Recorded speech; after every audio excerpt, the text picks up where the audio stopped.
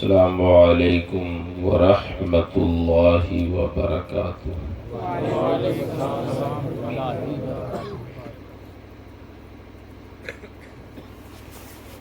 الحمد للہ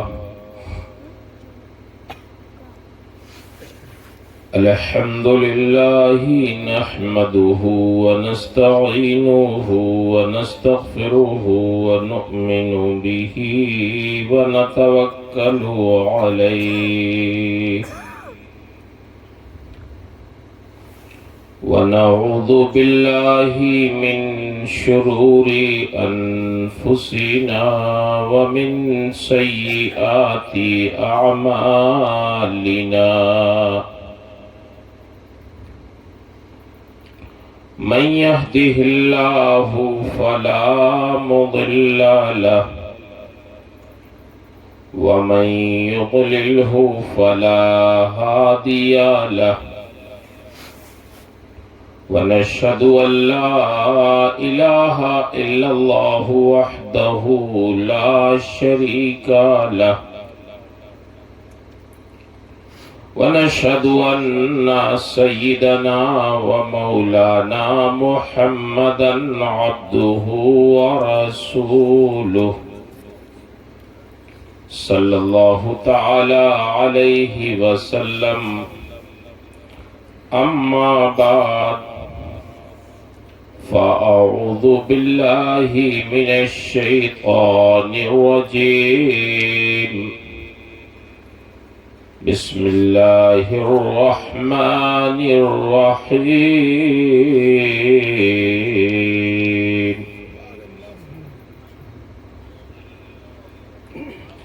وذكر فإن الذكرى تنفع المؤمنين آمنت بالله صدق الله العظيم وصدق رسوله النبي الأمين الكريم ونحن على ذلك لمن الشاهدين والشاكرين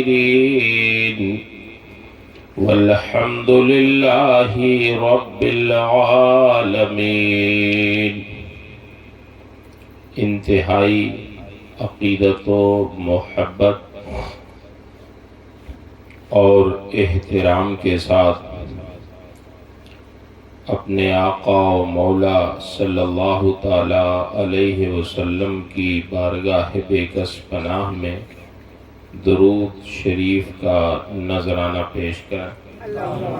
اللہم صلی علی سیدنا و مولانا محمد معدن الجود والکرم وآلہ وبارک وسلم صلاۃ و سلاما علیک یا رسول اللہ۔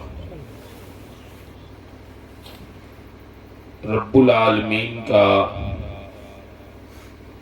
بے پناہ شکر اور اس کا احسان ہے کہ اللہ تعالی نے ہمیں اور آپ کو آج کی شب میں کچھ دیر کے لیے اپنے ذکر و شکر کے لیے اکٹھا فرما دیا ہے۔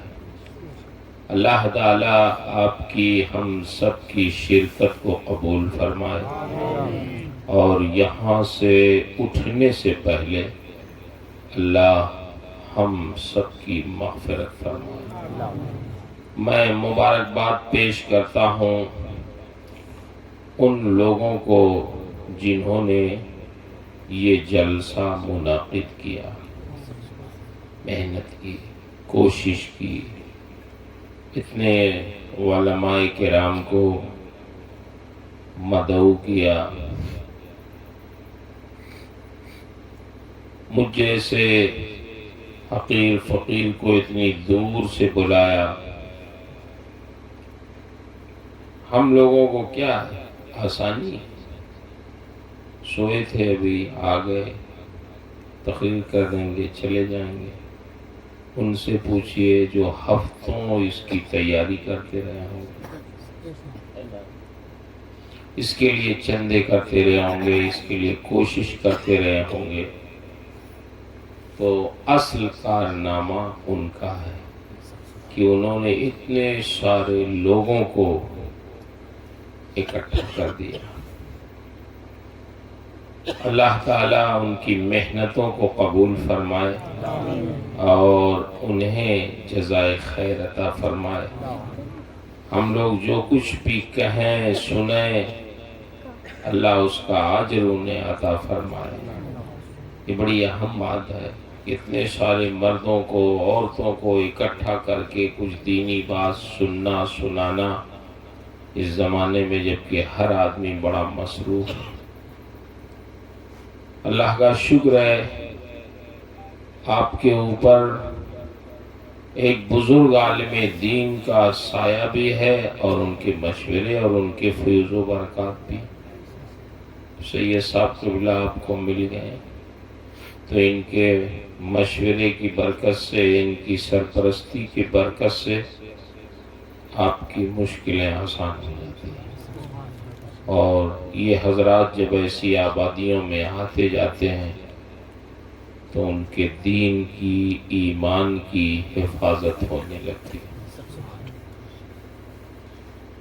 مجھے بتایا سید صاحب قبلہ نے کہ یہی کہ ایک طالب علم نے آپ کے مدرسے میں پڑھ کے وہ آئے تو مسجد کی تعمیر کا انہوں نے منصوبہ بنایا۔ تو اللہ کا شکر ہے کہ علم دین کی برکت سے مسجد بھی بنی۔ تو جب تک کسی بزرگ سے آدمی متعلق نہ ہو، ان کا آنا جانا نہ ہو، تو ایمان و عمل کی حفاظت بڑی مشکل ہو جاتی ہے۔ اللہ تعالیٰ ارشاد فرماتا ہے وَاصْبِرْ نَفْسَكَ مَعَ الَّذِينَ يَدْعُونَ رَبَّهُمْ بِالْغَدَاةِ وَالْعَشِيِّ۔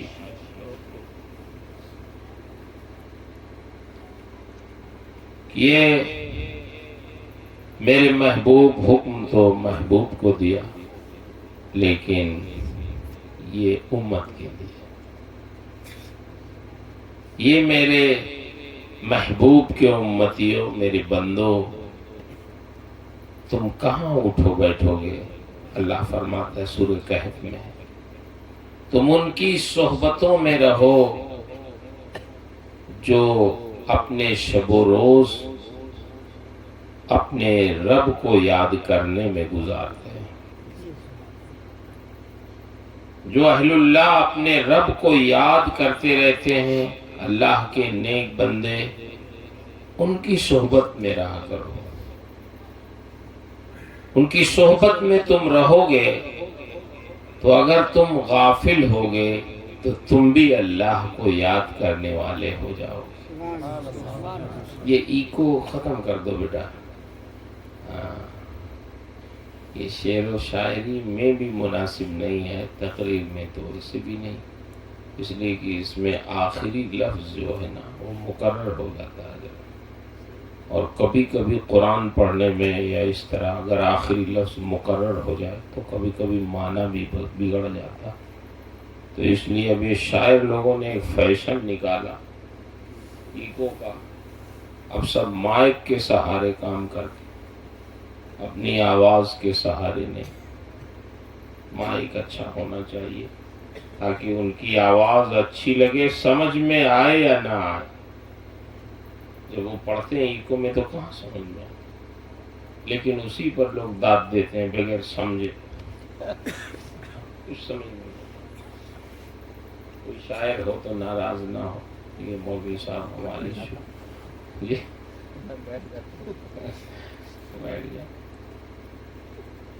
میرے بھائیوں، اللہ تعالیٰ ارشاد فرماتا ہے ان کی صحبتوں میں تم رہو جو صبح و شام اپنے رب کو یاد کرتے ہیں، یریدون وجہ، اور ان کا سارا کام رضائے الہی کے لیے ہوتا۔ ابھی میں اٹھا تو سید صاحب تک کی تقریر میرے کان میں جا رہی تھی. انہوں نے وہ حدیث شریف بیان فرمائی تھی کہ 3 بندے غار میں پھنس گئے تھے نا، وہی نا حضرت نے بیان کیا. تو اس میں کیا کہا کہ اگر تیری رضا کے لیے میں نے یہ کام کیا تو اس غار سے نکلنے کی کوئی سبیل پیدا نہیں.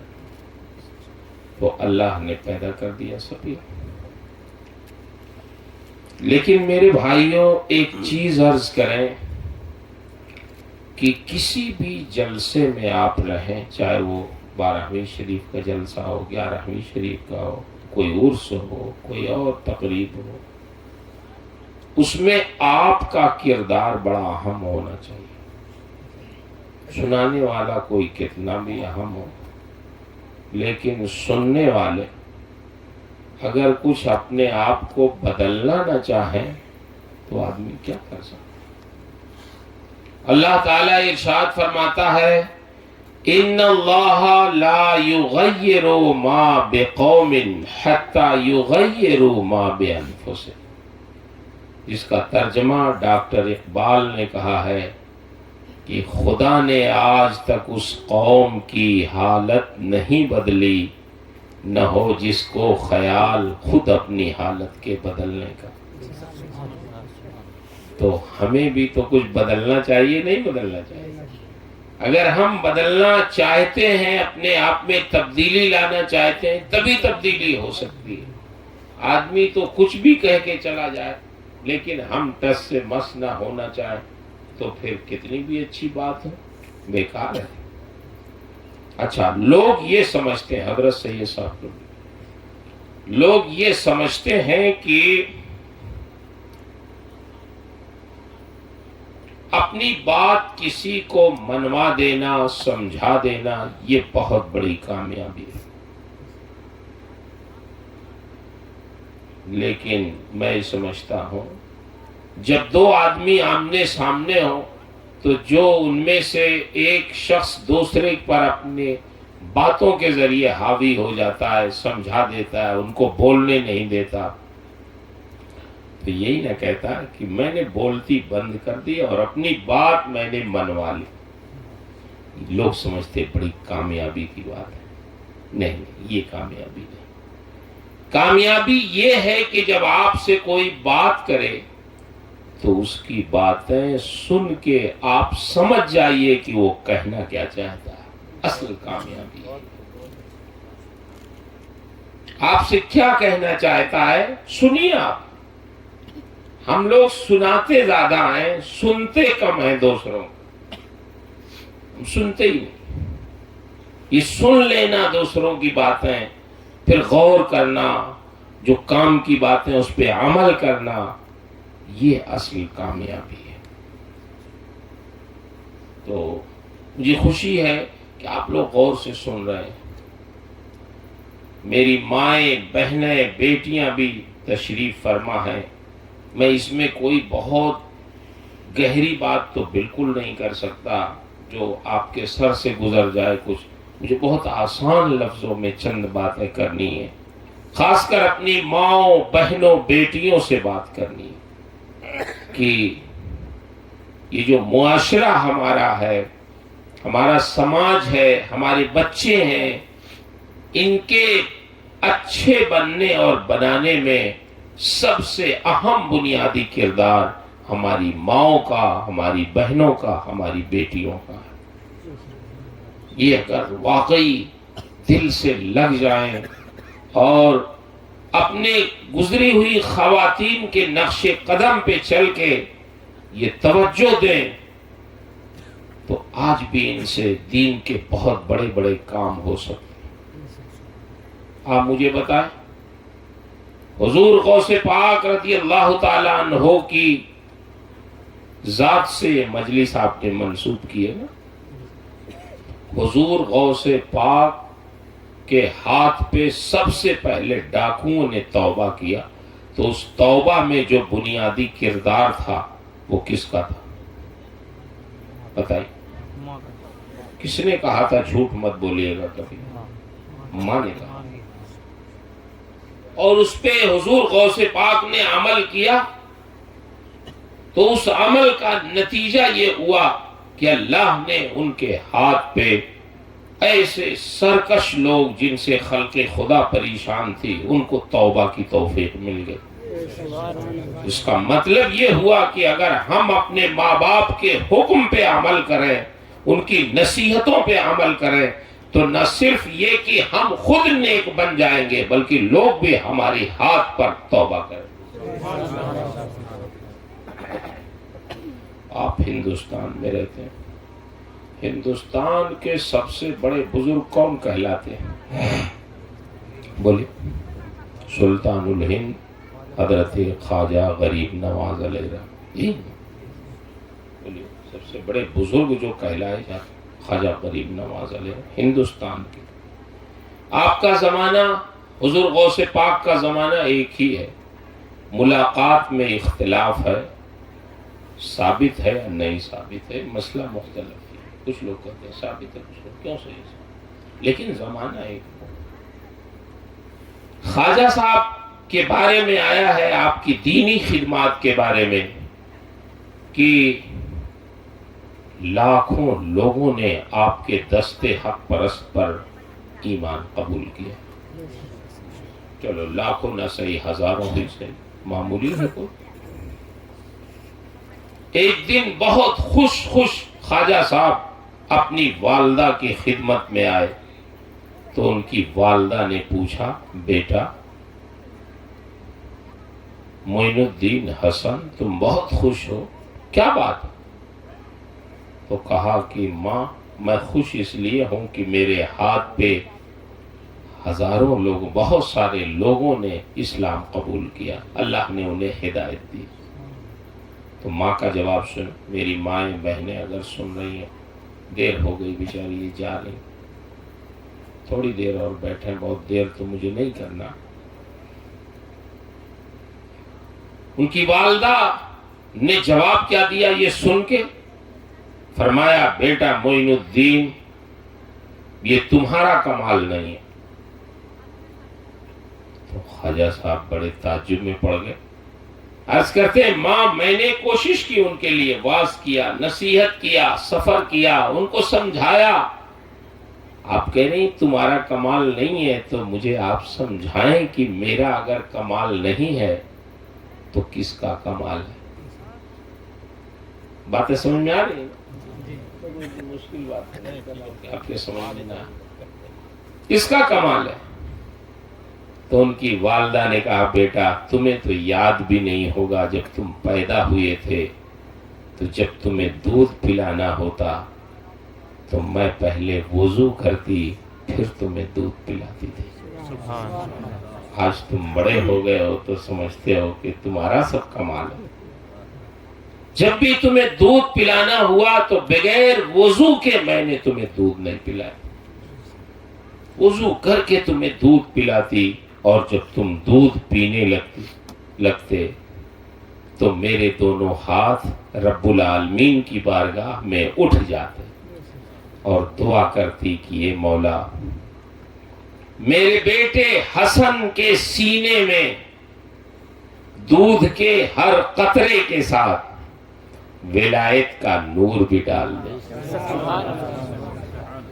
یہ انہی دعاؤں کا اور احتیاط کا نتیجہ ہے کہ آج جو تم کہتے ہو اللہ اسے پورا فرما دے. تمہاری زبان میں اثر ہو جاتا ہے، لوگ تمہارے ہاتھ پہ آ کے توبہ کرتے ہیں.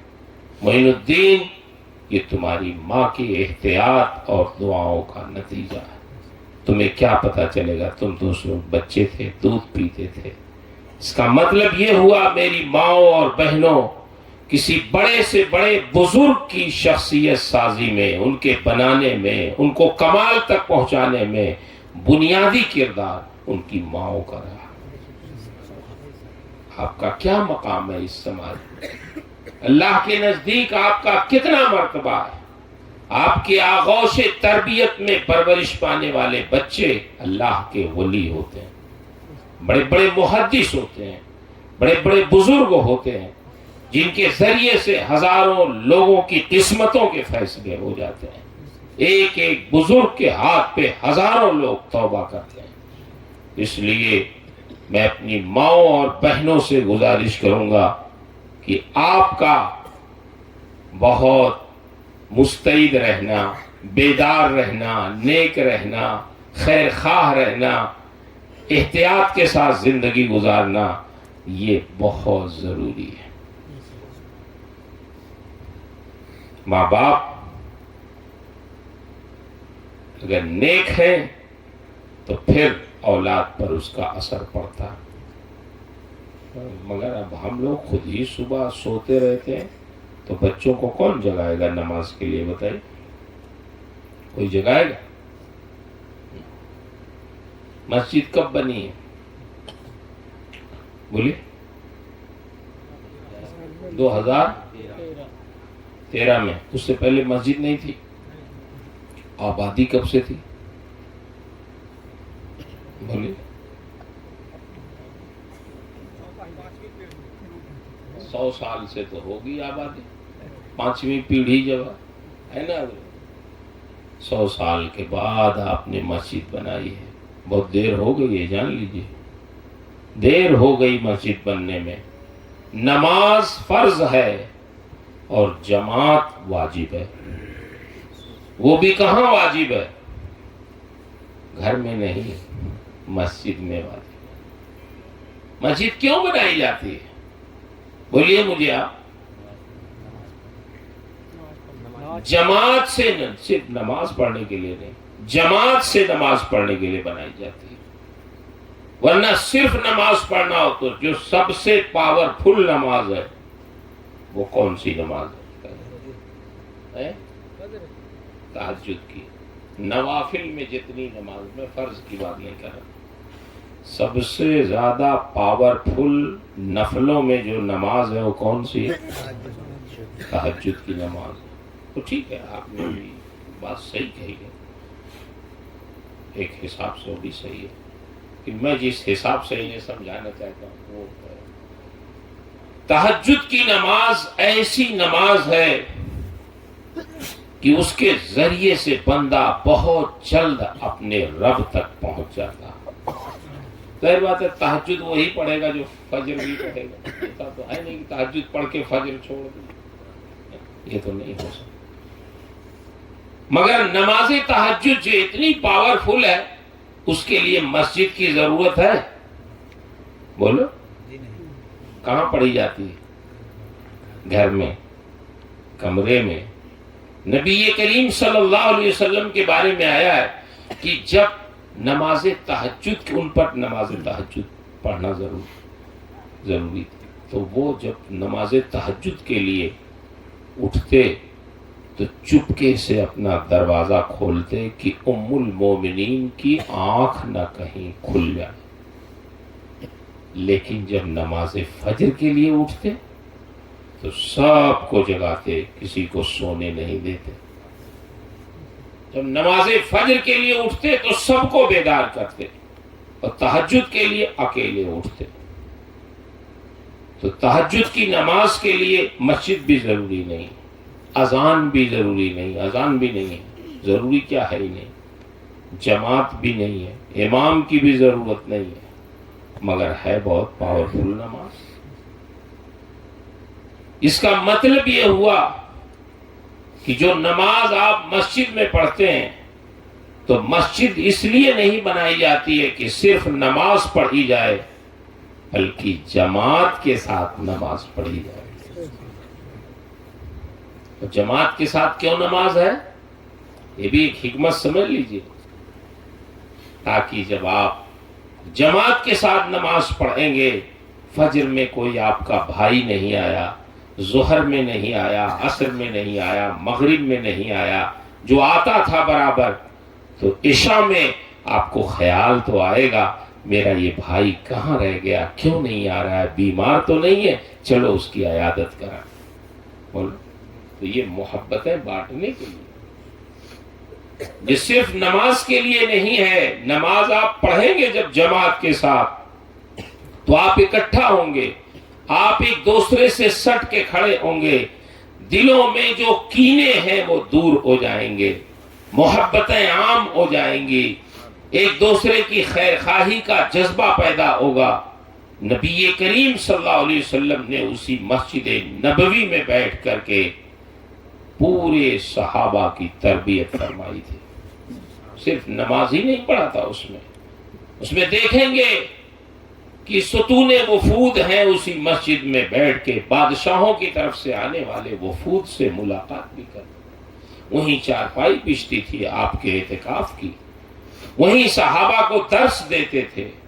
اسی مسجد کے صحن میں صفہ چبوترا ہے جو صحابہ کا ہاسٹل تھا، جس پہ 70 تقریباً صحابہ بیٹھ سکتے تھے، آج بھی وہ موجود ہے۔ یہ صاحب بتائیں، تو یہ مسجد اسی لیے بنتی ہے، دیر سے بنی ہے لیکن بن گئی، اللہ کا شکر ہے۔ اگر مسجد نہیں تھی تو آپ نماز کہاں پڑھتے تھے بتائیے؟ اپنے اپنے گھر میں پڑھتے رہے ہوں گے، تو جماعت تو چھوٹتی تھی نا، بولیے اتنے دن تک جماعت چھوٹی؟ سب تہجد بنا لیے گھر نماز کو۔ تو سید صاحب کا احسان ہے خاص کر کہ ان کے مدرسے میں بچے نے پڑھا تو اس کا ذہن بنا گیا ہوگا۔ کون تھے پڑھنے والے؟ سلامت، اللہ ان کو سلامت رکھے۔ دیکھیے مدرسے کی برکت ہے، سید صاحب کی برکت ہے۔ سید صاحب کو تو آپ مجھ سے زیادہ جانتے نہیں جانتے؟ جی ہاں، آپ کے علاقے میں رہتے، ہم سے تو بہت دن کے بعد ملاقات ہوئی۔ یہ بہت نیک عالم دین ہے، سادات میں سے تو ہیں ہی جو ہمارے لیے قابل تعظیم ہے، خود باعمل شخصیت۔ لوگ یہ سمجھتے ہیں کہ بزرگ وہی ہے جو کرامت دکھائے، بولیے یہی نہیں، اس پر بزرگی کا معیار نہیں ہے۔ بزرگ وہ ہے جو شریعت پہ عمل کرے۔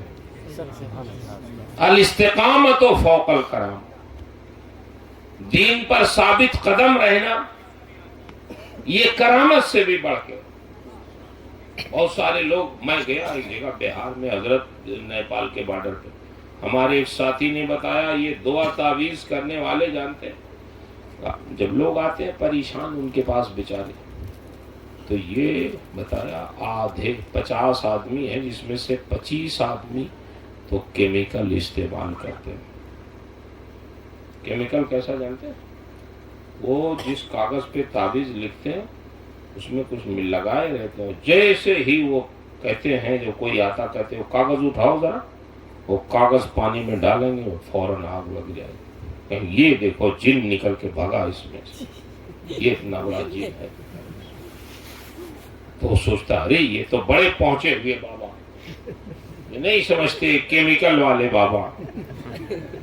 ہاں ایسے لوگ بیوقوف بناتے ہیں آپ لوگ، پھر وہ کہتے ہیں یہ تعویذ 500 کا ہے، یہ 2000 کا، یہ 1000 کا۔ یہ آدمی گھبرائے رہتا ہے، سوچتا شاید انہیں سے ٹھیک ہو جائے۔ وہ ہمارے یہاں اشرفیہ میں ایک مفتی صاحب کو ایک بابا نے آ کے بیوقوف بنا دی ایسے، ہاں ان کی پوری بنیان جلا دی بالٹی میں ڈال دی۔ تو ہم لوگوں کو بھی معلوم نہیں تھا، بعد میں پتہ چلا رہی یہ کیمیکل رکھے رہتے ہیں، پتہ نہیں چلتا۔ تو یہ آپ مجھے بتائیں، اس سے بزرگی پتہ چلے گی؟ بزرگ وہی ہے جو شریعت پر چلے، تو ضروری نہیں وہ کرامت دیکھا، شریعت پہ چلے اور شریعت پہ چلنے کا حکم دے۔ یہاں مدھو پور کے علاقے میں گئے ہمارے شاگرد بھی، کچھ جلسے میں سے صاحب گئے تو لوگوں نے بتایا کہ حضرت یہاں ایک پیر صاحب آتے ہیں، پیر صاحب، اس لیے سنا دے رہے ہیں آپ کو، کوئی آ کے بیوقوف نہ بنائے، اس طرح سیدھے سادے لوگ۔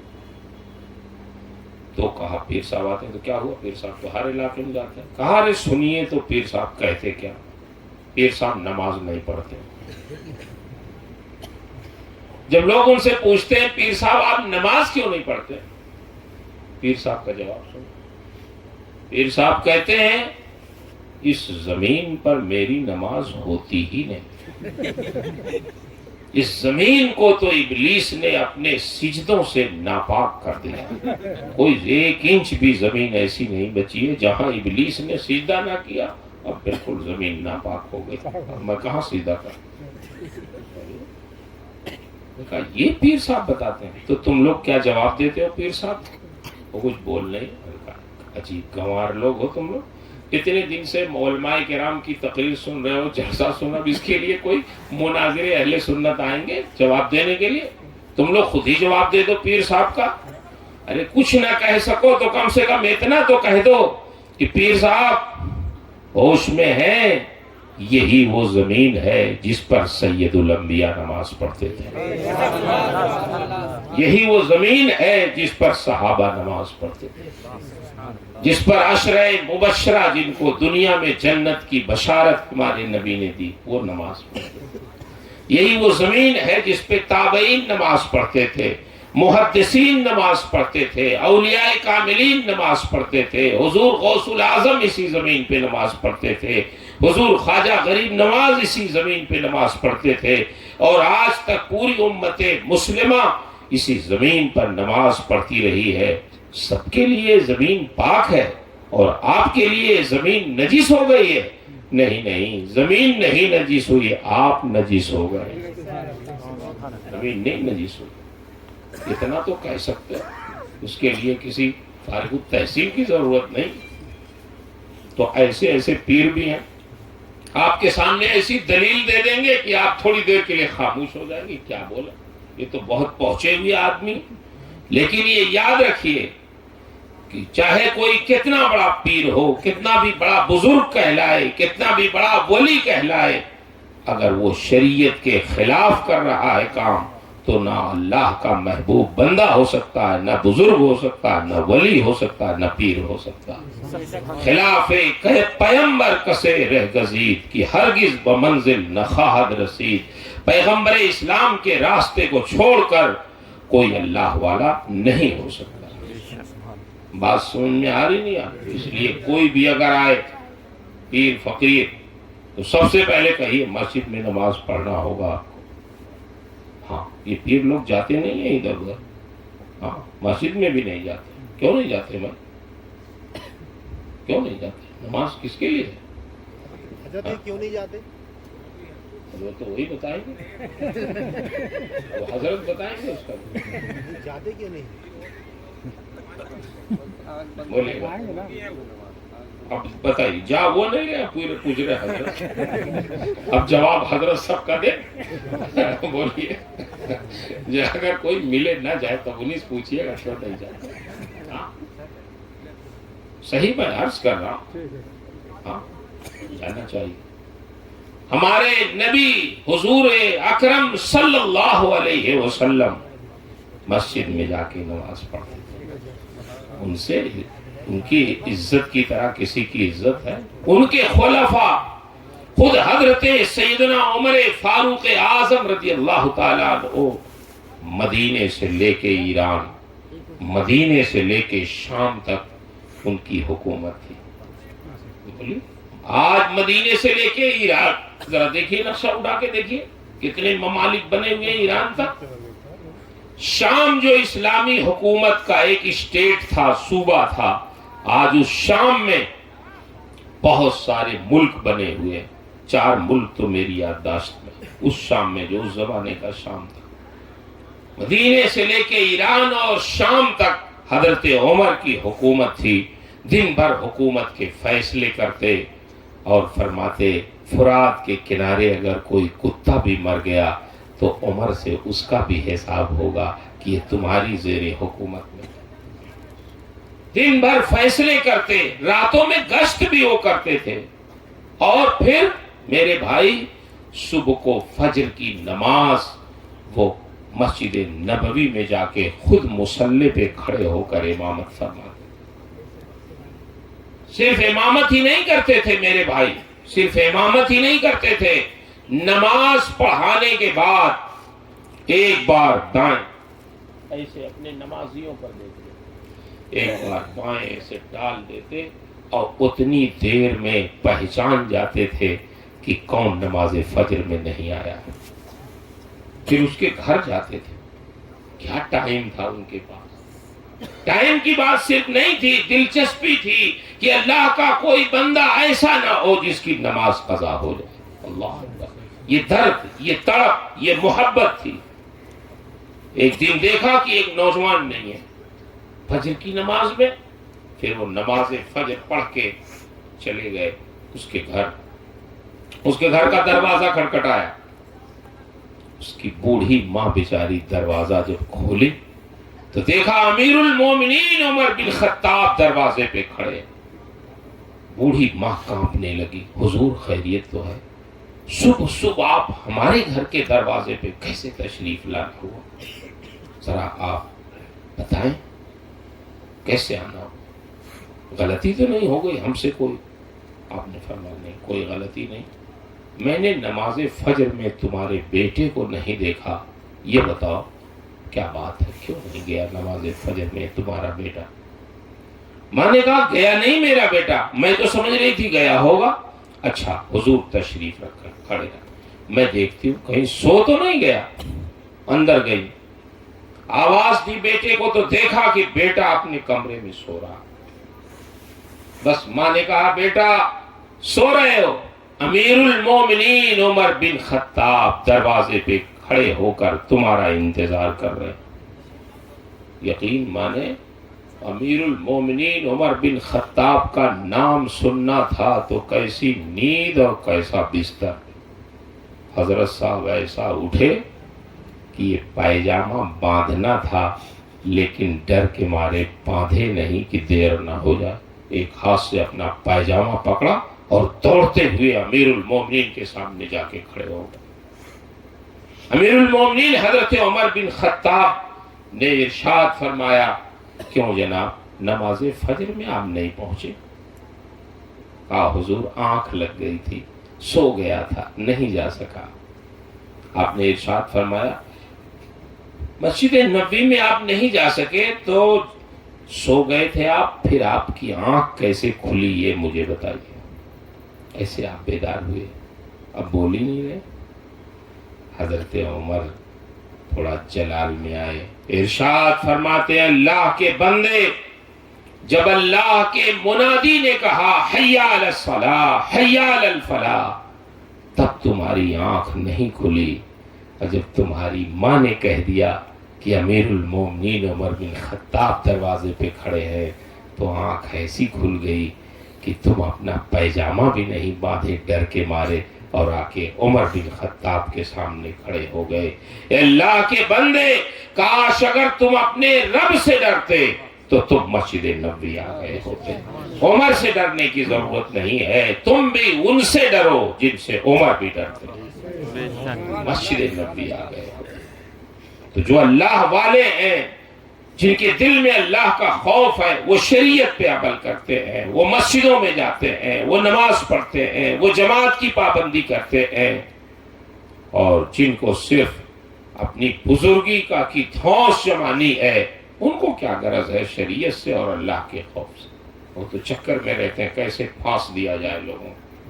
اس لیے میرے بھائی, خدا کے لیے آپ کسی کو بھی معیار دیکھنا ہو تو ہمارے بزرگوں نے یہی بتایا ہے کہ ان کو شریعت کے معیار پہ تولو گے. اگر شریعت پہ وہ قائم ہیں تو وہ ہمارے بزرگ ہیں, ہم ان کا ہاتھ بھی چومیں گے, ان کا پیر بھی چوم سکتے ہیں, ان کی خدمت بھی کریں گے. جو بھی دین سے جڑا ہوا رہے گا ہم اس کا احترام کریں گے. بولی احترام کس چیز کا ہوتا؟ دین ہی کی بنیاد پہ نہ ہوتا. بولی.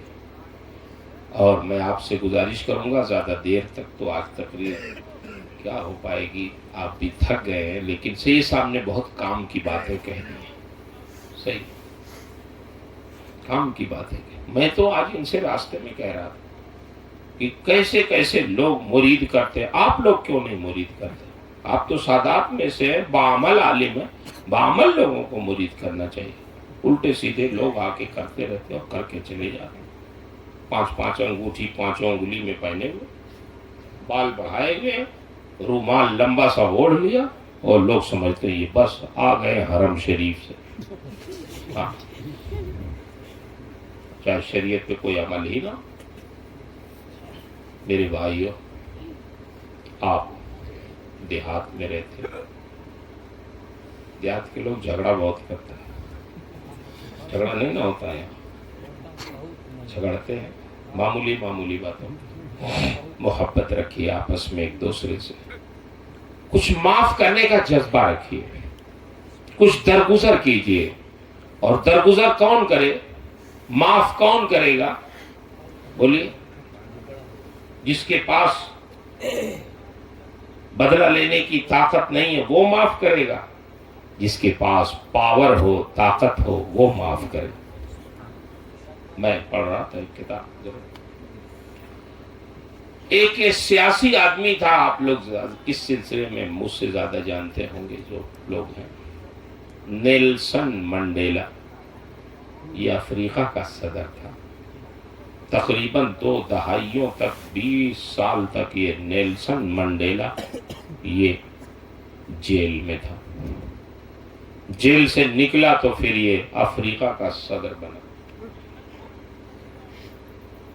ایک دن وہ رات میں وہ اپنے سیکورٹی گارڈ کے ساتھ وہ گشت کر رہا تھا شہر میں، بھوک لگ گئی اس کو، تو اپنے سیکورٹی گارڈ سے کہا کہ ذرا رکو، کوئی ہوٹل تلاشو، کھانا کھایا جائے، بھوک لگ گئی۔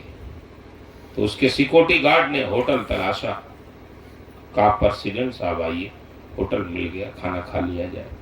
ہوٹل میں جب بیٹھے آرڈر دے کے، تو دور ایک آدمی کرسی میز کے سامنے بیٹھا تھا، وہ بھی آرڈر دے کے اپنے کھانے کا انتظار کر رہا تھا۔ تو منڈیلا نے اپنے سیکورٹی گارڈ سے کہا، جاؤ ذرا اس سے کہو کہ صدر کہہ رہے ہیں، پریزیڈنٹ کہہ رہے ہیں کہ ان کے ساتھ کھانا کھاؤ، ہمارے ساتھ آؤ کھانا کھاؤ۔ تو اس سے جا کے کہا، خیر وہ آ گیا، پھر وہ بیٹھا، کھانا آیا تو بڑی جلدی جلدی وہ کھانے لگا، اس کا ہاتھ کانپ رہا تھا۔ جلدی سے اس نے کھانا کھایا، منڈیلا سے اجازت لی، چلا گیا۔ منڈیلا نے اپنے سیکورٹی گارڈ سے پوچھا کہ اچھا یہ بتاؤ، جب وہ کھانا کھا رہا تھا تو اس کا ہاتھ ہل کیوں رہا تھا، کیوں ہل رہا تھا؟ اس نے کہا ہو سکتا ہے بیماری رہی ہو، بہت سے لوگوں کو راشا کی بیماری ہوتی۔ تو منڈیلا نے کہا نہیں نہیں، بیماری نہیں تھی، تم نہیں جانتے اس کو، میں پہچانتا ہوں، وہ مجھے بھی پہچان رہا تھا۔ جس زمانے میں میں جیل میں تھا وہ میرا جیلر تھا، اور میرے اوپر بہت ظلم کرتا تھا، بہت تشدد کرتا تھا، وہ مجھے پہچان رہا تھا، میں بھی پہچان رہا تھا اس کو، پہچان کر کے ہی میں نے اس کو بلایا تھا۔ اتنا ظلم کرتا تھا، اتنا تشدد کرتا تھا کہ جب وہ مارتے مارتے تھک جاتا، مجھے پیاس لگتی تو میں کہتا کہ مجھے پانی پلا دو، تو وہ میرے سر پہ پیشاب کرتا تھا۔ ایسا ظالم آدمی تھا یہ۔ آج جب میں نے اس کو بلوایا وہاں سے یہاں، تو یہ ڈر گیا، اس نے سمجھا آج منڈیلا افریقہ کے صدر ہیں تو اپنا بدلہ یہ چکائیں گے لگتا ہے۔ لیکن سنو، آج میں پاور میں ہوں تو آج ہی تو مجھے معاف کرنا چاہیے۔ معافی اسی وقت اچھی لگتی ہے جب آدمی پاور میں،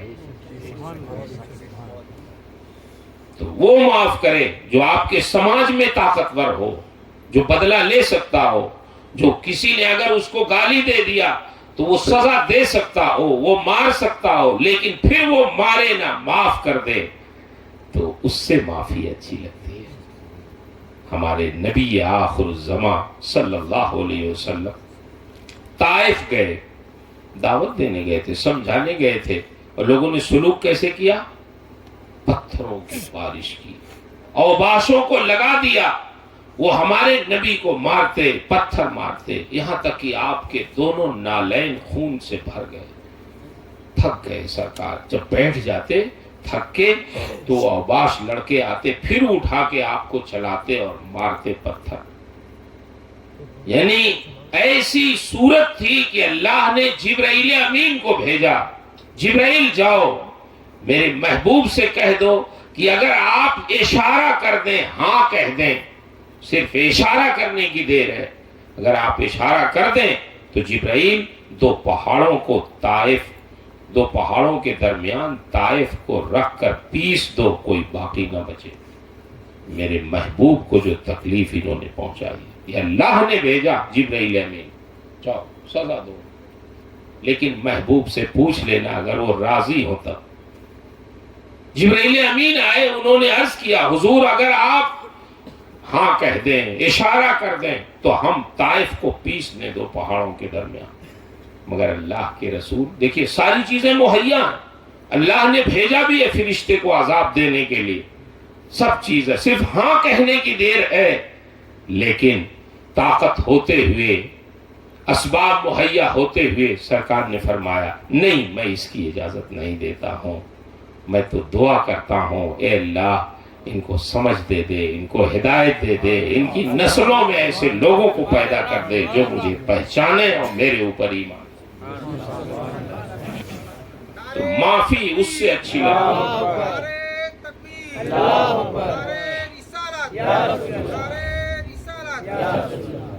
میرے بھائیوں، محبت بانٹیے، نفرت نہ بانٹیے، محبتیں بانٹیے۔ میں اپنے بچوں سے گزارش کروں گا جو ہمارے نوجوان ہیں کہ آپ اپنے نوجوان دوستوں کے لیے تو بہت اچھے ہیں، بہت کام آتے ہیں، ایک دوسرے کے بھی کہتے ہیں کہ فلاں جگہ اسی رات میں چلے جاؤ موٹر سائیکل لے کے، تو ایک دوست کی بات مانتا ہے، لیکن ماں باپ کی بات آپ نہیں مانتے۔ مانتے ہیں؟ بولیے، نہیں مانتے۔ اللہ کے رسول نے فرمایا خیرکم خیرکم لأہلی وَأَنَا خیرکم لأہلی، تم میں سب سے بہتر وہ ہے جو سب سے بہتر اپنے گھر والوں کے لیے ثابت ہو، اپنے دوستوں کے لیے بھی ثابت ہو، لیکن بعد میں سب سے پہلے اپنے گھر والوں کے لیے بہتر ثابت ہو، اپنے ماں باپ کے لیے بہتر ثابت ہو، اپنی بیوی کے لیے بہتر ثابت ہو، اپنے بچوں کے لیے بہتر ثابت ہو، اپنے بھائی بہنوں کے لیے بہتر ثابت ہو۔ گھر میں جتنے افراد رہتے ہیں سب سے پہلے آپ ان کے لیے بہتر ثابت ہوئیے، پھر باہر والوں کے لیے، اپنے پڑوس کے لیے، اپنے دوستوں کے لیے، اپنے رشتہ داروں کے لیے بہتر ثابت ہوئیے، لیکن سب سے پہلے اپنے گھر والوں کے لیے بہتر ثابت ہوئیے۔ سرکار نے ارشاد فرمایا وَأَنَا خَيْرُكُمْ لِأَهْلِي، میں تم میں اپنے گھر والوں کے لیے سب سے بہتر ہوں۔ سرکار صرف روزے نماز کی دعوت ہی دینے کے لیے نہیں آئے تھے، معاشرے کی اصلاح کے لیے آئے تھے۔ معاشرہ کیسے صحیح ہو، گھر والوں میں کے لیے کتنے بہتر تھے۔ ام المومنین فرماتی ہیں جب ان سے پوچھا جاتا کہ آپ بتائیں سرکار گھر میں کیسے رہتے تھے، تو ام المومنین فرماتی بہت سادہ رہتے تھے، زمین پہ بیٹھ جاتے، وہیں ہم دسترخوان لگا دیتے اور جو بھی پکا کے دے دیتی تھیں سرکار اسے کھا لیتے، تناول فرما لیتے۔ اگر کوئی کھانا پسند نہیں ہوتا تو نہیں کھاتے، لیکن کبھی ہمیں ملامت نہیں کرتے، ناراضگی کا اظہار نہیں کرتے۔ ما آبا رسول اللہ صلی اللہ علیہ وسلم طعاماً قطو، سید الانبیاء نے کبھی کسی کھانے کے لیے ناراضگی کا اظہار نہیں فرمایا۔ کھا لیا، نہیں پسند ہے چھوڑ دیا، لیکن کبھی عورتوں سے یہ نہیں کہا کیا بنا کے لا کے رکھ دیا، کیا رکھ دیا ہے۔ بولیے ہم لوگ کبھی جب تمہیں معلوم ہے ہمیں ناپسند ہے نہیں کھاتے پھر کیوں لا کے رکھ دی، یہ سب کبھی نہیں کہتے تھے۔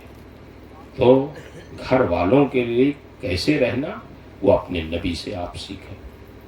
بہت سے ہمارے لوگ کھانے میں صاحب نمک تیز ہو جائے تو گالی گلوچ، کم ہو جائے تو گالی گلوچ، جھگڑے تک کی نوبت۔ یہ کیا بات ہے، کیا انسانیت ہے بھائی؟ اچھا جب اچھا پکا دیتی ہیں عورتیں تو کبھی تعریف بھی کرتے ہیں کہ ماشاءاللہ کھانا بہت اچھا بنا، کرتے ہیں؟ بہت کم لوگ کرتے ہیں۔ ایک مولوی صاحب کی حضرت دعوت دے دی ایک صاحب، تو مولانا صاحب گئے، جب ان کے گھر کھانے کے لیے پہلا لقمہ ڈالا تو مولانا صاحب کی زبان سے نکلا ماشاءاللہ، آپ کی اہلیہ نے کھانا بنایا؟ کہیں ہاں ماشاءاللہ بہت لذیذ کھانا آپ کی اہلیہ نے بنایا، بہت اچھا کھانا بنایا۔ تو ان کی اہلیہ پردے کے پیچھے تھیں، وہاں سے رونے لگی، وہ آواز کے ساتھ رونے لگی۔ مولانا صاحب نے پوچھا بھائی میں نے کوئی غلط بات کہہ دی کیا؟ کیوں رو رہے؟ آپ کی اہلیہ رو رہی ہیں؟ بولے ہاں مولانا صاحب۔ یہ رو کیوں رہے؟ سمجھ میں بات نہیں آتی کیوں رو رہی؟ مولانا صاحب نے پوچھا بھائی کیوں رو رہی ہیں؟ میں نے کوئی تکلیف دہ بات کہہ دی کیا؟ آپ کی تو تعریف ہی میں نے کی ہے، رو کیوں رہی ہیں؟ تو سنیے، یہ ہمارے اور آپ کے ساتھ بھی ہو سکتا ہے۔ بیوی نے کہا ان کی کہ مولانا صاحب 35 سال ہو گئے شادی ہوئے اس بندے خدا سے، ان کے ساتھ رہتے رہتے 35 سال ہو گئے، کبھی اس بندے نے آج تک کہا ہی نہیں کہ تم نے اچھا کھانا بنایا۔ کان ترس گئے کہ کاش یہ کبھی یہ کہہ دیتے کہ تم نے کھانا اچھا بنایا ہے تو ہمارا بھی دل خوش ہو جاتا۔ آج 35 سال میں آپ آئے ہیں، آپ نے ایک جملہ کہہ دیا تو ہمیں رونا آیا کہ کاش 35 سال سے جس شوہر کے ساتھ ہم رہتی ہیں، کاش ہمارا وہ شوہر اگر کبھی کہہ دیتا کہ تم نے کھانا بہت اچھا بنایا تو ہمارا دل خوش ہو جاتا۔ لیکن افسوس کان ترس گئے ان سے یہ جملہ سننے کے لیے۔ تو کیا یہ ہمارا حق نہیں ہے کہ اگر ہماری مائیں بہنیں، ہماری بیویاں اچھا کھانا بنائیں تو ہم یہ جملہ کہہ دیں کہ تم نے کھانا بہت اچھا بنایا؟ کوئی شریعت کے خلاف حضرت کوئی مسئلہ تو نہیں ہوگا اس میں؟ کوئی فتویٰ تو نہیں لگ سکتا؟ بولیے، کہنا چاہیے، تعریف کرنا چاہیے۔ ہمارے آقا و مولا صلی اللہ علیہ وسلم ام المؤمنین فرماتی ہے، حضرت عائشہ صدیقہ جو ہم مسلمانوں کی ماں ہیں، وہ فرماتی ہیں کہ سرکار گھر میں رہتے تھے تو ایسی محبت فرماتے اپنے گھر والوں سے کہ عائشہ نے اگر توے میں روٹی ڈال دی ہوتی تو ہمارے سرکار اس توے کی روٹی کو الٹنے پلٹنے لگتے۔ ہم خوب سمجھتی تھی کہ آپ سید الانبیاء ہیں، آپ امام الانبیاء ہیں، آپ دین کی باتیں بتانے کے لیے آئے ہیں، آپ کا منصب گمراہوں کو راہ راست پہ لانا ہے، آپ کا کام ہمارے توے کی روٹی الٹنا پلٹنا نہیں ہے۔ مگر ہم یہ بھی سمجھتی تھیں کہ یہ سب ہماری دلجوئی میں کر رہے ہیں، ہمیں خوش رکھنے کے لیے کر رہے ہیں اور اپنے امتیوں کو تعلیم دینے کے لیے کر رہے ہیں۔ یہ میرے امتیوں، تمہیں زندگی کیسے گزارنا ہے، جب تم گھر میں رہو تو یہ دیکھو کہ تمہارے نبی کیسے زندگی گزارتے تھے، تمہارے آقا و مولا کیسے رہتے تھے، اپنے بیوی بچوں کے ساتھ، خواتین کے ساتھ ان کی زندگی کیسے گزرتی تھی، یہ تمہارے لیے نمونہ بن جائے تاکہ تم اسی طرح اگر زندگی گزارو گے تو طلاق کی نوبت نہیں آئے گی، جھگڑے کی نوبت نہیں آئے گی، مار پیٹ کی نوبت نہیں آئے گی، دو خاندانوں کے درمیان مقدمہ بازی کی نوبت نہیں آئے گی۔ اگر شوہر اور بیوی اپنی زندگی نبی کے اسوہ حسنہ کے مطابق گزاریں تو پھر ان کی زندگی گھر کے اندر جنت نشان بن جائے گی۔ اس لیے میرے بھائیوں، آپ دنیا کو نہ دیکھیں دنیا کہاں جا رہی ہے۔ میں اپنی ماؤں اور بہنوں سے بھی گزارش کروں گا کہ آپ بھی اپنے شوہروں کا لحاظ رکھیں، شوہر بیویوں کا لحاظ رکھیں۔ اللہ کے رسول نے ارشاد فرمایا قدر کریں بیویوں کی، نیک بیویاں۔ اللہ کے رسول فرماتے ہیں دنیا کلھا متاع ومتاعها المرأة الصالحة۔ پوری دنیا میں جتنی چیزیں سب استعمال کرنے کے لیے ہیں، مگر ان سامانوں میں استعمال کی چیزوں میں سب سے بہتر چیز نیک بیوی ہے، نیک عورت ہے۔ نیک عورت اگر ملے تو اس کی عزت کرو، اس کی قدر کرو اور دعا کرو کہ اللہ ان سے نیک نسلیں وجود میں لائیں۔ یہ مہینہ حضور غوث پاک کا، بھائی آپ سے کہہ رہا تھا محبت سے رہیے، مل جل کے رہیے۔ جہاں چند لوگ رہیں گے کچھ نہ کچھ ہونا ضروری ہے، کبھی جھگڑا ہوگا، کبھی اختلاف ہو سکتا ہے، لیکن اس کو دور کرنا بھی آپ ہی کی ذمہ داری ہے۔ شیطان بیچ میں پڑ جائے تو ان اختلافات کو دور کیجئے۔ جو سب سے پہلے معاف کرتا ہے اللہ اس کو کئی گنا اجر عطا فرماتا ہے۔ معافی تلافی میں جو پہل کرتا ہے اس کا مقام بلند ہو جاتا ہے۔ آپ چھوٹے نہیں ہوں گے. اگر آپ کسی سے معافی مانگ لیں تو چھوٹے نہیں ہوں گے. حدیث شریف میں من تواضع للہ رفعہ اللہ, جو اللہ کے لیے تواضع اختیار کرتا ہے, چھوٹا بن جاتا ہے, اللہ اس کو اور بلند کر دیتا ہے. بلند ہونا چاہیے. اور ایک دوسرے کی دلجوئی رکھیے. دلجوئی بہت بڑی بات ہے. دیکھیے ہمارے جتنے اہل اللہ تھے, بزرگان دین تھے, وہ سب امت کی دلجوئی بہت رکھتے تھے.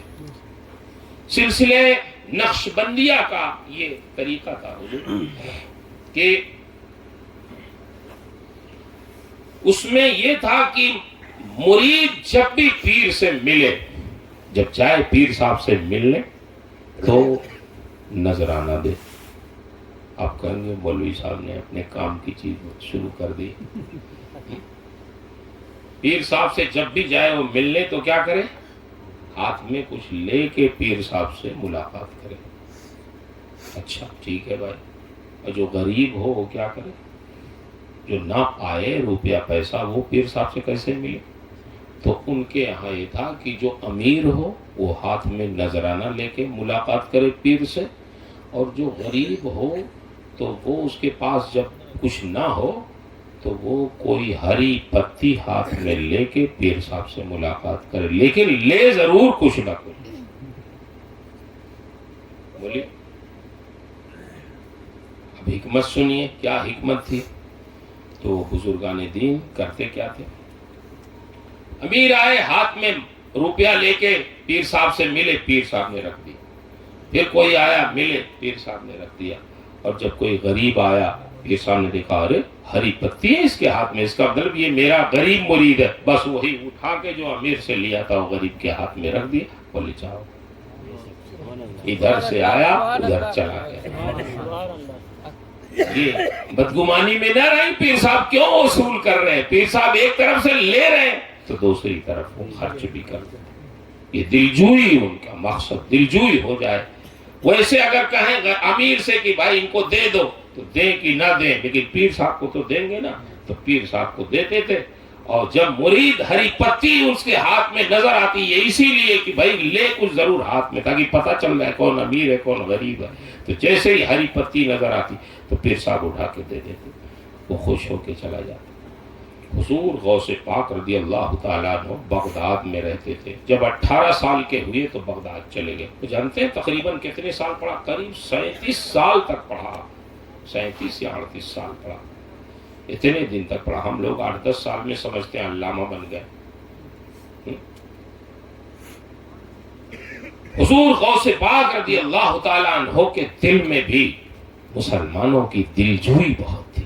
اور یہ جو بھی بزرگ ہوگا اہل اللہ ہوگا وہ مومنین کی دلجوئی بہت کرے گا. ان کا دل خوش کرنا یہ بہت بڑی عبادت ہے. حضور غوث پاک کے زمانے میں بغداد کے قریب دیہات کا ایک شخص جبے کا بڑا قیمتی کپڑا تیار کیا اور اپنے گھر والوں سے کہا, غریب آدمی تھا, گھر والوں سے کہا دیکھو یہ بہت قیمتی کپڑا ہے, یہ دیہات میں اس کے قدرداں نہیں ہیں, وہ نہیں خرید پائیں گے, میں اس کو چل کے بغداد میں بیچوں گا. بغداد کے لوگ پیسے والے ہیں, بڑے ہیں, امیر لوگ ہیں, وہ قدرداں ہیں, اس کپڑے کی قدر سمجھیں گے, وہ خریدیں گے. اور جب بک جائے گا یہ کپڑا تو میں تم لوگوں کے لیے کھانے پینے کی ضرورت کی چیزیں لے کے بغداد سے آؤں گا. ماں باپ بیوی بچوں کو سہارا دے کے خوش کر کے وہ بیچارہ کپڑا لے کے بیچنے بغداد آیا. ماں باپ خوش تھے, میرا بیٹا بغداد گیا ہے کپڑا لے کے بیچنے. بیوی خوش تھی, میرا شوہر بغداد گیا ہے. بچے خوش تھے, میرے باپ بغداد گئے ہیں کپڑا بیچنے. بک جائے گا تو ہمارے پسند کی چیزیں لائیں گے, ہماری خواہش کے مطابق چیزیں لائیں گے. خوش تھے. وہ شخص بغداد میں آیا, آواز لگائی, لوگ آتے تھے, اس کا کپڑا دیکھتے, قیمت جب پوچھتے تو اتنی مہنگی قیمت لگتی کہ کسی نے اس کا کپڑا نہیں خریدا. قیمت پوچھ کے چلے جاتے. حتیٰ کہ خلیفہ بغداد کو معلوم ہوا کہ بہت قیمتی کوئی کپڑا لایا, اس نے بھی دیکھا, لیکن جب قیمت معلوم کیا تو اس کو بھی مہنگا لگا, نہیں خریدا. وہ بیچارہ مایوس ہو کے بغداد سے واپس جانے لگا. حضور غوث پاک رضی اللہ تعالیٰ عنہ کی مجلس میں کسی نے ضمناً ایسے ہی تذکرہ کر دیا، حضور ایک مسلمان آیا تھا دیہات سے کپڑا بیچنے، قیمتی جبے کا کپڑا تھا، وہ بڑا مہنگا کپڑا، بڑا اچھا کپڑا، کسی نے نہیں خریدا، حتیٰ کہ خلیفہ بغداد نے بھی نہیں خریدا، وہ مایوس ہو کے چلا گیا۔ آپ نے فرمایا مسلمان تھا، وہ بیچنے لایا تھا، غریب مسلمان، کسی نے نہیں لیا؟ ہاں کسی نے نہیں لیا۔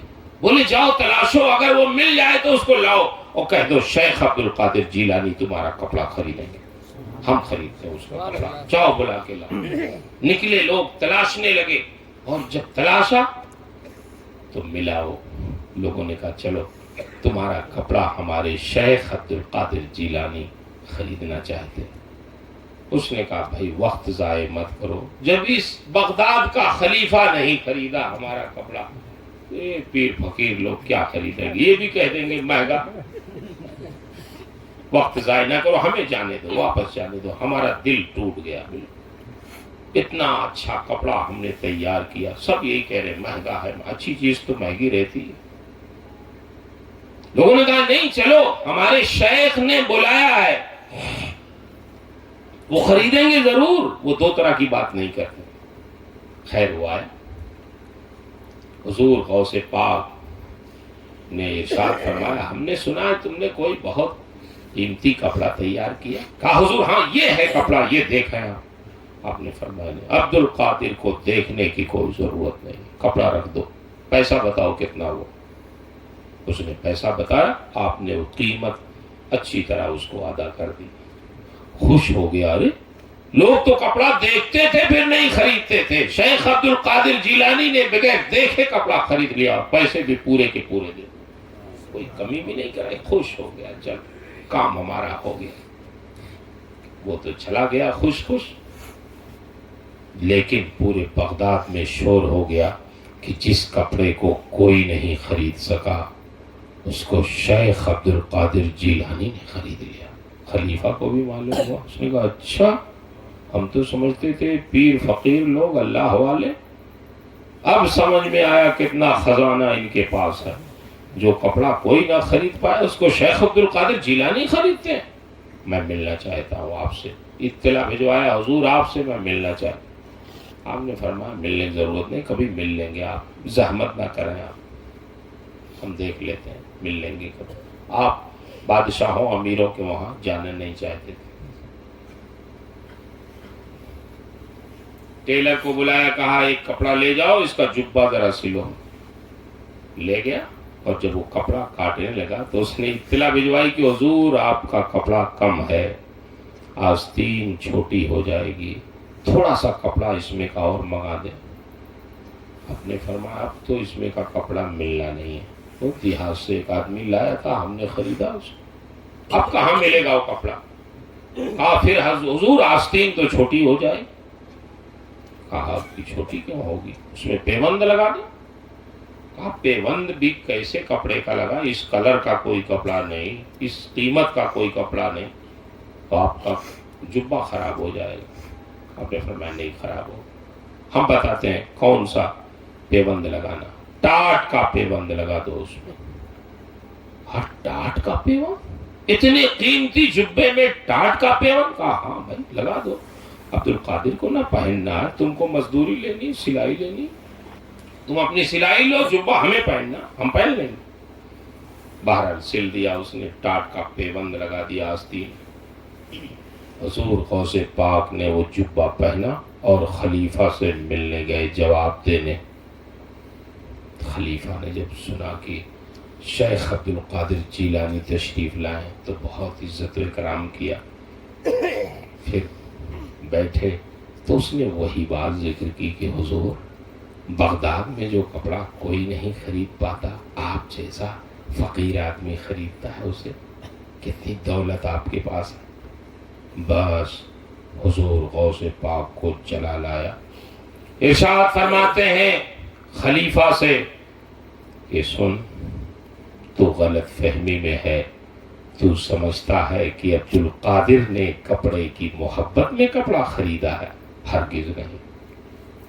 عبد القادر نے جس وقت کپڑا خریدا تو کپڑا تو دیکھا بھی نہیں نگاہ اٹھا کے. عبد القادر نے کپڑے کی محبت میں نہیں کپڑا خریدا، بیچنے والے ایک مسلمان کی دلجوئی میں کپڑا خریدا. تمہیں نہیں معلوم کہ وہ غریب مسلمان اپنے ماں باپ سے، اپنی بیوی سے، اپنے بچوں سے کیا وعدہ کر کے آیا تھا کہ میں بغداد جا رہا ہوں، کپڑا بیچوں گا، بک جائے گا تو تمہارے کھانے پینے ضرورت کی چیزیں خرید کے لاؤں گا. اب اگر تم میں سے کسی نے نہیں خریدا اس کا کپڑا، وہ مایوس جا رہا تھا، اگر وہ ویسے ہی اپنے گھر چلا جاتا تو اس کے گھر والوں کے دل، شیشے دل پارا پارا ہو جاتے. بس اسی جذبے کے تحت میں نے اس کا کپڑا خریدا کہ کہیں اس کے گھر والوں کا دل نہ ٹوٹ جائے. ورنہ اگر تو کپڑے کی بات کر رہا ہے تو یہ میری عبد القادر کی آستین دیکھ لے. عبد القادر کے نزدیک جو حیثیت ٹاٹ کی ہے اس سے زیادہ کپڑے کے جبے کے کپڑے کی حیثیت نہیں ہے. میرے نزدیک دونوں حیثیتیں برابر ہیں. یہ میری آستین تمہیں گواہی دے گی. جو حیثیت میرے نزدیک ٹاٹ کی ہے وہی جبے کے کپڑے کی ہے. میں نے کپڑے کی محبت میں کپڑا نہیں خریدا، ایک مسلمان کی دلجوئی میں کپڑا خریدا. یہ ہمارے بزرگوں کی شان تھی کہ وہ کسی کا دل توڑنا نہیں چاہتے تھے، دل شکنی نہیں کرنا چاہتے تھے، ان کے دل کو خوش کرنا چاہتے تھے. یہ دل کو خوش کرنا کسی مومن کے یہ خود بہت بڑی عبادت ہے. اس لیے ہم حضور غوث پاک رضی اللہ تعالی عنہ کی مجلس کر رہے ہیں تو ان کی عادتیں بھی ہمارے اندر کچھ آنی چاہیے. بولی آنے چاہیے نہیں آنی چاہیے؟ تب تو ان کی مجلس ہوئی. اور اگر ہم خالی لڑائی جھگڑا کرتے رہیں، کسی کو نہ معاف کریں، کسی سے محبت نہ کریں، پھر تو ہم تو مکمل دنیا دار ہو گئے. ہمیں اپنے بزرگوں کی عادتوں کے مطابق زندگی گزارنا، اپنے نبی کی سنت کے مطابق زندگی گزارنا. حضور غوث پاک میں بعض حضرات نے لکھا 40 سال تک عشاء کے وضو سے فجر کی نماز پڑھی ہے. بولیے. تب ان کی زبان میں ایسا اثر تھا کہ آپ کی مجلس واعظ میں 70 ہزار لوگ شریک ہوتے تھے. نہ کوئی پوسٹر نہ کوئی اعلان. آج تو پوسٹر نکالیے، شائع کیجئے، اعلان کیجئے، تب کہیں 100-200 لوگ اکٹھا ہو گئے. بولیے. حضور غوث پاک ایسے باعمل تھے، 40 سال تک عشاء کے وضو سے فجر کی نماز پڑھ معمولی بات. ہم لوگ فجر کے وضو ہی سے فجر پڑھ لیا کریں. بولیے. عشاء کے وضو سے تو ہم لوگ نہیں پڑھ پائیں گے. فجر ہی کے وضو سے فجر پڑھ لیں، عشاء کے وضو سے عشاء پڑھ لیں. یہ تو ممکن ہے نا بھائی. امام کون ہے آپ کی مسجد میں؟ سلامت آپ ہیں؟ تھوڑا سا داڑھی اور بڑھاؤ، مجھے چھوٹی لگ رہی ہے. فجر میں کتنے لوگ رہتے ہیں؟ آپ رہتے ہو نا؟ امام صاحب تو رہتے ہیں، کہیں کہیں امام ہی غائب ہو جائے.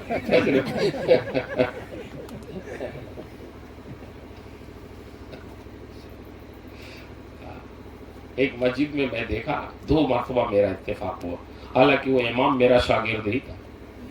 وہ دیکھا امام صاحب ہی، پھر میں نے پکڑا اس کو، پھر امامت کرتا خود ہی غائب رہتا، کیسے تیرے مقتدی برداشت کرتے یہ بتا. تو اپنی دادا گیری سے امامت کرتا. ہاں تو اب ایسا نہ ہو کہ دادا گیری سے صرف 5-6 لوگ رہتے ہیں نماز فجر میں، باقی لوگ کہاں چلے جاتے ہیں؟ فجر کے پہلے ہی آپ لوگ کام پہ چلے جاتے ہیں. بولیے. ہمارے ایک دوست ہیں مولانا صاحب، وہ ان کے ایک دوست تھے جو استنبول جا رہے تھے، استنبول ترکی. داڑھی وغیرہ رکھے کے لگتا تھا کوئی مولانا صاحب ہے. وہ کہنے لگے مولانا صاحب سے کہ جب ہم فلائٹ پہ بیٹھے تو ہمارے بغل میں ایک یہودی تھا. ہمیں نہیں پتا تھا یہ یہودیوں کی داڑھی بھی بڑی لمبی رہتی ہے، آپ اندازہ نہیں لگا پائیں گے. یہودی ٹوپی ذرا چھوٹی سی لگاتے. تو جب فلائٹ پرواز کرنے لگی تو اس یہودی نے ان سے پوچھا، سمجھا کوئی مولوی صاحب مسلمانوں کے، کہا اچھا یہ بتائیے آپ کے ہاں فجر کی نماز میں کتنے لوگ حاضر ہوتے ہیں؟ میں نے کہا 10-12 لوگ ہوتے ہیں۔ پھر وہ پوچھ کے خاموش ہو گیا، کچھ بولا نہیں۔ بہت دیر کے بعد انہوں نے کہا، میں نے اس سے کہا کہ بھئی آپ کون ہیں؟ اس نے کہا میں یہودی ہوں۔ آپ نے فجر کے بارے میں کیوں پوچھا؟ فجر کے بارے میں کیوں پوچھا؟ کتنے لوگ رہتے؟ کہا یہی تو مسلمانوں کی حرارت ایمانی ناپنے کا ہمارے پاس آلہ ہے، ہم اسی سے دیکھتے ہیں کہ مسلمان کتنے زندہ دل ہیں۔ کیسے؟ کہا جو قوم اپنے رب کے نام پہ اپنی نیند قربان نہ کر سکے، اپنا بستر نہ چھوڑ سکے، وہ اپنے رب کے نام پہ اپنی جان کیا قربان کرے گی۔ ہم سمجھ جاتے ہیں کہ ان کا خون سرد ہو چکا ہے، اب کوئی بھی حملہ ان کے اوپر کارآمد ہو سکتا۔ سوتے ہم ہیں اپنی آبادیوں میں، مگر ہمارے سونے کی خبر ہمارے دشمنوں کو بھی ہے، ہمارے مقابل کو ہے کہ ہم کتنا سوتے ہیں، کب تک سوتے ہیں، کتنے غافل ہیں اپنے رب سے۔ ہماری ایک نیند ہمارے حرارت ایمانی کا پتہ بتا دے۔ اس لیے میرے بھائیوں، صبح اٹھنے کی عادت ڈالو، فجر کی نماز نہ چھوڑو۔ یہ فجر کی نماز یہی تو خیر و برکت کا منبع ہے، یہی تو خیر و برکت کا سرچشمہ ہے۔ جو صبح کو اٹھ کے مصلی بچھا کے اپنا ہاتھ اپنے رب کی بارگاہ میں پھیلا کے بھیک مانگتا ہے تو برکتیں تو اس کے دامن میں نازل ہوتی ہیں۔ اس لیے میرے بھائیوں، فجر کی نماز نہ چھوڑو۔ حدیث شریف میں آیا ہے، اللہ کے رسول صلی اللہ علیہ وسلم نے ارشاد فرمایا، جو عشاء کی نماز اور فجر کی نماز جماعت کے ساتھ پڑھ لے، اس نے گویا پوری رات اللہ کی عبادت کی ہے۔ عشاء کی نماز جماعت سے پڑھے اور فجر کی نماز جماعت سے پڑھے تو پوری رات گویا اللہ کی عبادت کی ہے۔ یہ اللہ کے رسول ارشاد فرماتے ہیں۔ بھئی شب برات میں آپ جگتے ہیں بہت دیر تک، شب قدر میں جگتے ہیں، اگر آپ عادت بنا لیں کہ روزانہ فجر کی نماز بھی جماعت سے پڑھیں اور عشاء کی نماز بھی جماعت سے پڑھ کے سوئیں تو آپ کی ہر رات شب قدر اور شب برات ہو سکتی ہے۔ اس لیے میرے بھائیوں، غافل نہ رہیں، اپنے نبی کے احکامات پہ عمل کریں، ان کی سنتوں پہ عمل کریں۔ میں اپنی ماؤں بہنوں سے گزارش کروں گا، آپ خود بھی نماز کی پابندی کریں۔ اگر آپ کے شوہر نہیں اٹھتے ہیں تو ان کو اٹھائیں، بیوی نہیں اٹھتی ہے تو شوہر اٹھائے، اپنے بچوں کو بیدار کریں۔ گھر میں کوئی ایسا نہ رہے جس پہ نماز فرض ہو نماز نہ پڑھے۔ مرد مسجد میں جا کے نماز پڑھیں، ہماری مائیں بہنیں اپنے گھر میں نماز پڑھیں۔ وہ گھر میں نماز پڑھیں گی تو ان کو جماعت کا ثواب ملے گا، ان کو مسجد میں جانے کی ضرورت نہیں۔ تو اس لیے پابندی کریں۔ اللہ سے دعا ہے رب تبارک و تعالی آپ کو ہم سب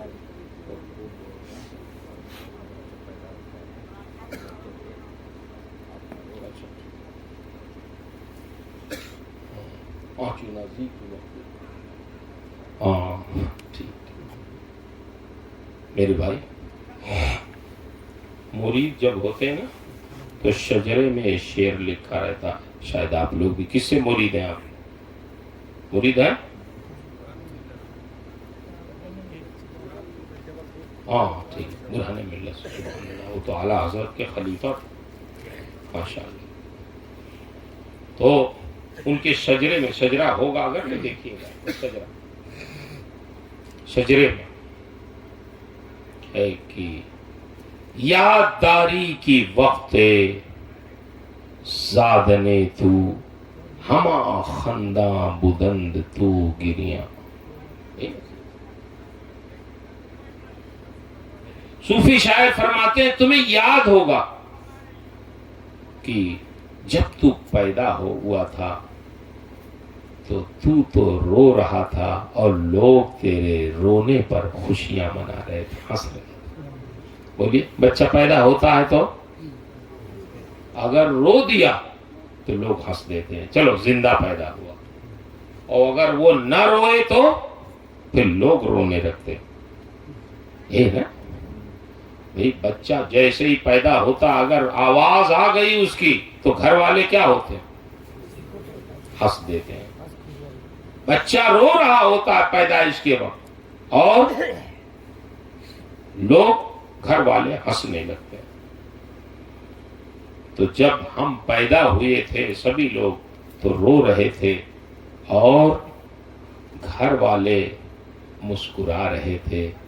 صوفی شاعر فرماتے ہیں مگر اب سن آ چنا زی کی وقت مردنے تو.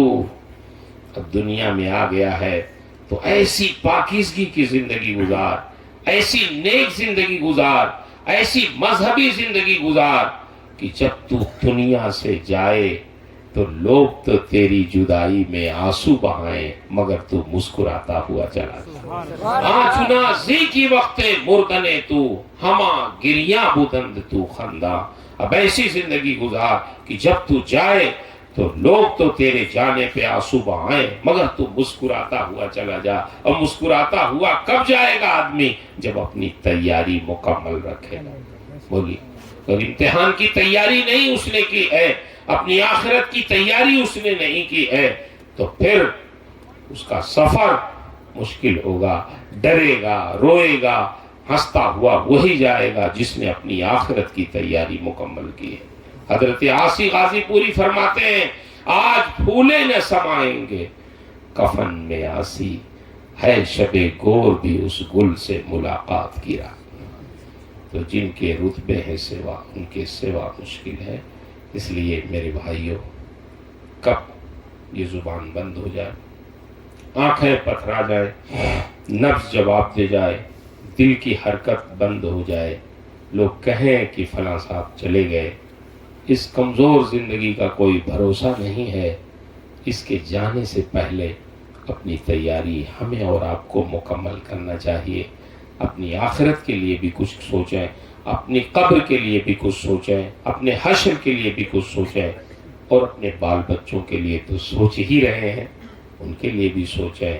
بچوں کی شادی کرنی ہے، مکان بنوانا ہے، یہ بھی ضروری ہے. دنیا میں ہیں تو دنیا سے الگ نہیں رہ سکتے، لیکن جیسے مکان بنوانا ضروری ہے ایسے ہی آخرت کا مکان بھی ضروری ہے. بچوں کی شادی بیاہ کرنا ہے تو ان کی تربیت بھی ضروری ہے، اپنی آخرت کی فکر بھی ضروری ہے.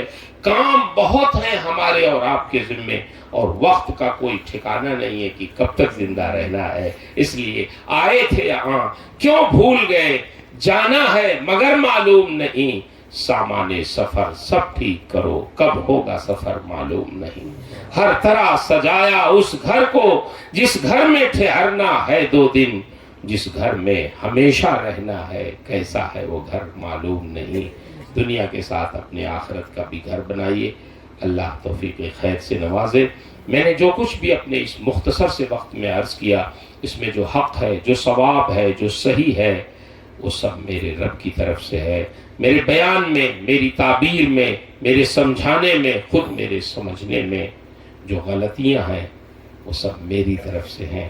اللہ مجھے حق کہنے، حق سمجھنے، حق پہ قائم رہنے اور حق کی نشر و اشاعت کی توفیق عطا فرمائے. استغفر اللہ ربی من کل ذنب واتوب الیہ. السلام علیکم ورحمۃ اللہ وبرکاتہ. بس یہ عرض کر دو میں تو ابھی چلا جاؤں گا. مبارک پور سے آیا ہوں، ادھر ارشاد میں پڑھانا رہتا ہے. یہاں جو علماء رہتے ہیں آپ کے کٹنی میں، آپ کے علاقے میں، آپ کی مسجد میں، آپ کے اغل بغل، یہ آپ کے لیے بہت اہم ہے. یہی آپ کے کام آئیں گے. یہ 24 گھنٹے سروس دیں گے. کہ ہمارے سید صاحب قبلہ کٹنی میں رہتے ہیں کہ آپ سے قریب ہیں. یہ جو خدمت آپ کی کر سکتے ہیں ہم لوگ نہیں کر پائیں، بہت دور رہتے. کبھی آپ کے بیٹے کا نکاح پڑھانا ہوا، کبھی کسی کا انتقال ہوا جنازہ پڑھانا ہوا، کبھی کسی کے وہاں بچہ پیدا ہوا اس کے کان میں اذان کہنا، کبھی کسی فاتحہ میں جانا. ہم مبارک پور سے آ کے نہیں جا پائیں گے. یہی علماء جائیں گے، یہی علماء کرام، یہی ائمہ، یہی حفاظ آپ کی خدمت کریں گے. اس لیے میرے لیے اگر آپ نعرہ لگاتے ہیں، میرے لیے کھڑے ہو گئے آپ، میرے لیے آپ نے محبت کا ثبوت دیا، تو میں آپ سے بڑے شرح صدر سے کہتا ہوں کہ مجھ سے کہیں زیادہ اپنے ان علماء کی عزت کیجیے، اپنے ائمہ کی عزت کیجیے، ان سے قریب رہیے، قریب رہیں گے تو آپ راہ راست پہ رہیں گے انشاءاللہ۔ اللہ تعالیٰ سب کو توفیق خیر سے نوازے۔ السلام علیکم ورحمۃ اللہ وبرکاتہ۔